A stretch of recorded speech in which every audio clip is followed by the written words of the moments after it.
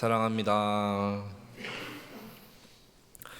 지난 시간 저는 앞선 말씀을 통하여서 이 세상을 두 발을 딛고 살아가는 저희에게 있어서 가장 하나님께서 원하시는 삶, 지혜로운 삶을 살아가는 모습은 바로 지금 나에게 하나님께 허락하신 자리를 지키고 또 소중히 여기며 또한 하나님 앞에서 또 사람 앞에서 늘 조심하며 하나님만 사랑하겠노라 고백하며 즉 하나님만 경외하며 살겠습니다 라는 그 은혜를 잠시 말씀을 통해 나누었습니다. 이어서 솔로몬을 통해서 계속해서 말씀을 보면은 오늘 본문은 그러면 솔로몬은 왜 우리한테 이와 같은 모습으로 살아가야 하는지에 대해서 교훈을 주고 우리에게 권면을 하고 있습니다. 본문의 내용은 이렇습니다. 솔로몬이 이 세상에서 관찰한 몇 가지 사항들이 있었던 것 같습니다. 자신이 지금 나라를 다스리면서 살펴보니 여러 가지 부조리한 그 현실의 세계, 그 상황들을 맞닥뜨린 것 같습니다. 지금도 마찬가지입니다. 이 세상에는 자기의 이기심만을 생각하여서 그것을 채우고 또 자신의 권력과 자리, 지위를 갖고 행패를 부리고 또 사람들을 못살게 구는 못되게 구는 많은 부당한 자들이 존재하기도 합니다. 솔로몬은 분명히 하나님께서 세우신 지혜의 왕이었습니다. 세상 누구보다 똑똑하고 또 겸손한 지혜로운 왕이었습니다. 하지만 그런 지혜로운 왕이 다스리는 이스라엘 안에도 여전히 부조리한 모습들이 많이 가득했던 것 같습니다. 하나님의 백성은 분명히 저희가 잘 알고 있듯이 아브라함으로부터 시작된 믿음의 가족, 신앙의 공동체였습니다. 하지만 하나님께서는 그들에게 약속하셨고 말씀하셨습니다. 절대로 같은 동족들을 약탈하고 핍박하고 압제하지 마라, 억압하지 마라. 그들을 불쌍히 여기고 함께 보살펴주고 한마음으로 나아가라 이야기했지만 분명히 그런 말씀을 새겨들었겠지만 이스라엘 백성들 안에서도 그들을 압제하고 약한 자들을 괴롭히고 부조리한 모습을 내세우는 자들이, 부당한 자들이 많이 존재했던 것 같습니다. 그래서 솔로몬은 이러한 세상의 모습을 보면서 깨달은 바를 관찰하고 통찰된 바를 우리에게 알려주고 지금 교훈을 하고 권면하고 있습니다. 1절을 보시면 솔로몬이 이렇게 해 아래에서 본 것이 있다라고 고백을 합니다. 바로 학대와 불의의 모습이었습니다. 있는 자들이 힘없는 자들을 억압을 하고 학대받는 자들에게는 위로하는 자가 없다. 그들의 눈물을 닦아줄 자가 없다라고 이야기합니다.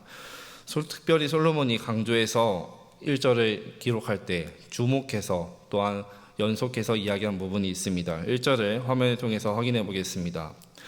그들에게 위로자가 없도다. 그들을 학대하는 자들의 손에는 권세가 있으나 그들에게는 위로자가 없도다.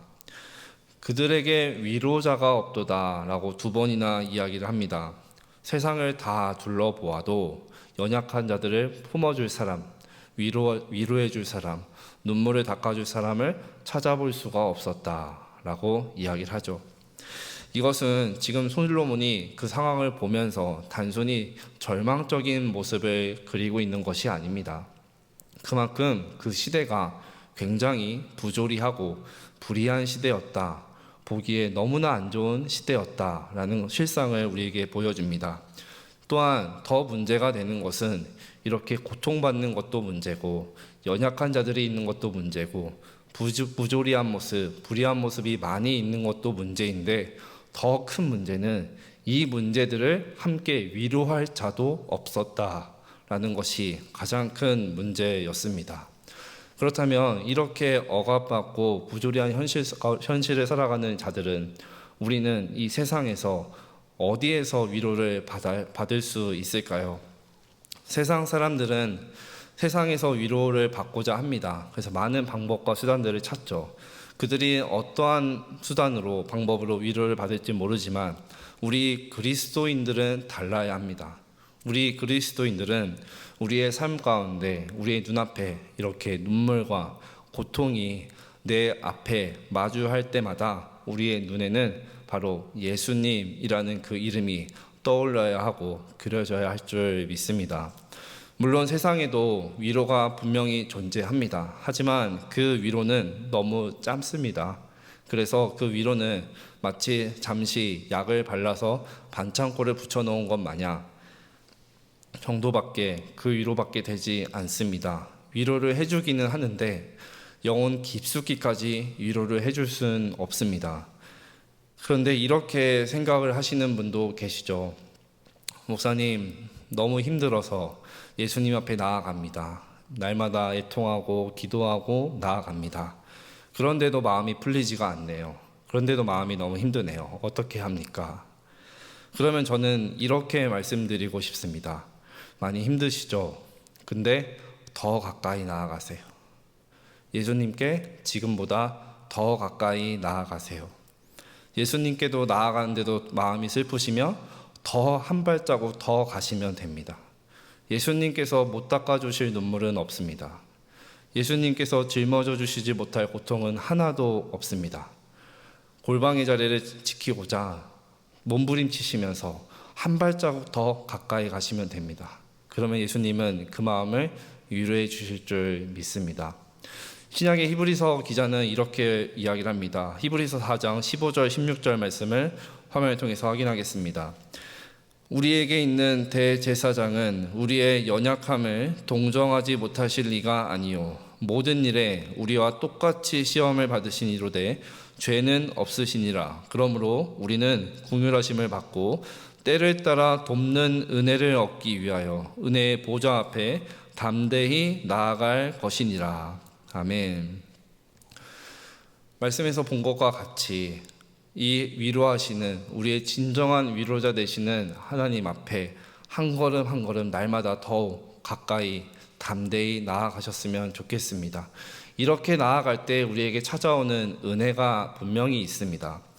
우리가 사람 앞에서 가까운 가족들 앞에서 마음 터놓고 울고 나면은 시원은 한 것 같습니다. 근데 뭔가 여전히 마음이 답답할 때가 종종 있습니다. 그런데 예수님 앞에서, 우리가 그 십자가 앞에서 간구하며 또 부르짖으며 그렇게 울고 나면은 뭔가 속이 후련해질 때가 있죠.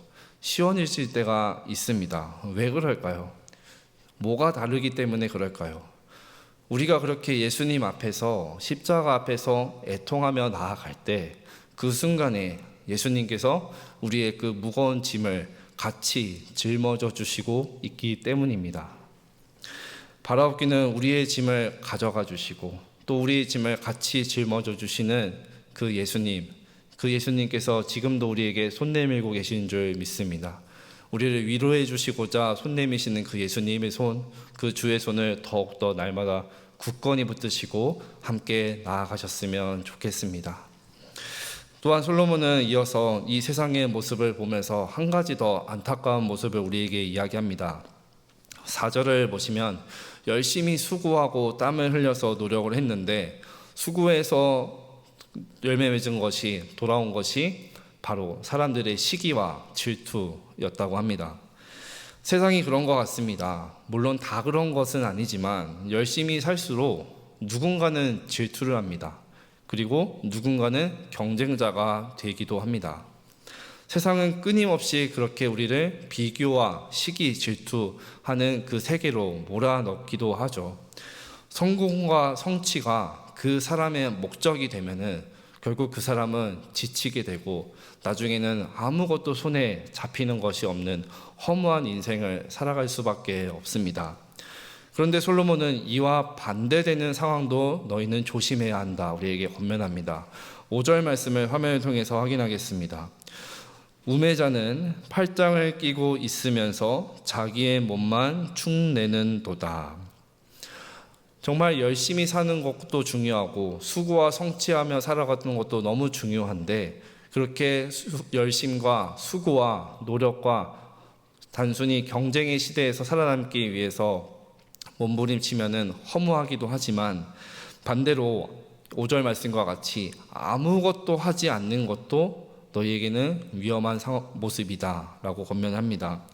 5절 말씀에서 보신 것과 같이 팔짱을 끼고 있다라는 것은 원래 의미로는 일을 하지 않는 휴식 상태, 다시 말씀드리면 게으른 모습의 상태를 우리에게 보여주고 있는 것입니다.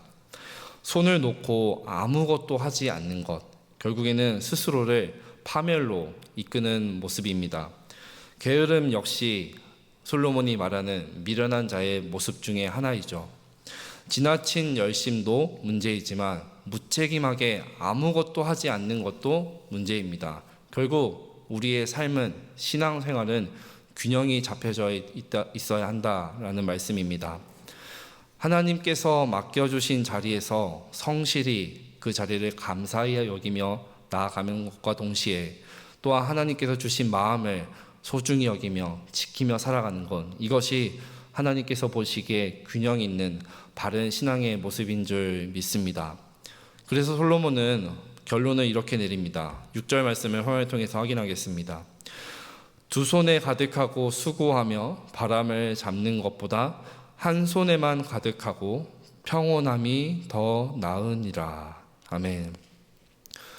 두 손에 가득한 부와 성취보다 한 손으로만으로도 평온함을 누릴 수 있다면 차라리 그것이 더 낫고 행복한 삶이다 라는 말씀입니다.